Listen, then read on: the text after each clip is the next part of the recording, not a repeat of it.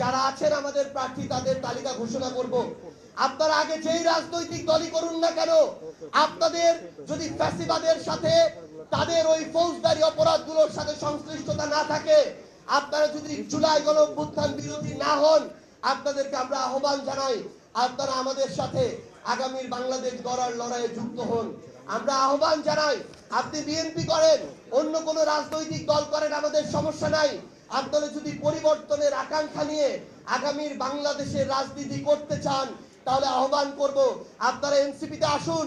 আপনারা নতুন করে নিজের শীট দ্বারাটা শক্ত রেখে পুরনো সিন্ডিকেটকে ভেঙে ওই পুরনো বন্দোবস্ত থেকে বের হয়ে এসে আপনারা চেয়ারম্যান, মেয়র, কাউন্সিলর থেকে শুরু করে প্রত্যেকটি জায়গায় নির্বাচন করুন।